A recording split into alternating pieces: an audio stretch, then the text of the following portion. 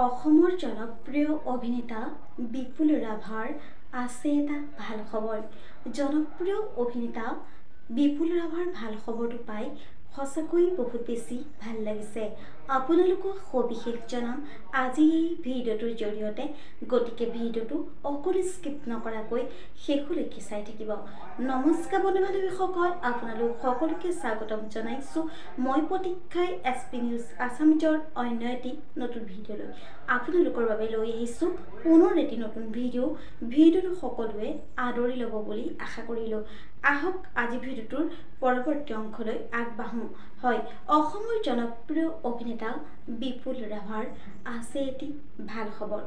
কৌতুক অভিনেতা বিপুল ৰাভাৰ এই ভাল খবৰটো পাই নিশ্চয় আপোনালোকৰো বহুত বেছি ভাল লাগিব। পোনপ্ৰথমে আমি আমাৰ চেনেলৰ তৰফৰ পৰা তেওঁলৈ যাচিলোঁ বহুত অভিনন্দন।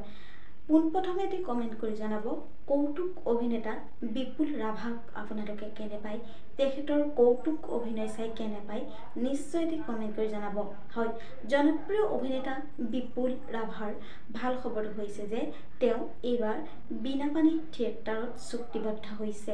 বন্ধু-বান্ধৱীসকল, খবৰটো পাই কেনে পালে নিশ্চয় এটি কমেণ্ট কৰি জনাব। আজিলৈ ভিডিঅ'টো আছিল ইমানখিনিয়ে। আশা কৰিলোঁ আপোনালোকে ভিডিঅ'টো চাই ভাল পালে। তেন্তে ভিডিঅ'টোত এটা লাইক কৰিব, কমেণ্ট কৰিব, শ্বেয়াৰ কৰিব, লগতে চেনেলটো ছাবস্ক্ৰাইব কৰি কাষতে থকা বেল আইকনটো প্ৰেছ কৰি অল কৰিবলৈ নাপাহৰিব। ধন্যবাদ।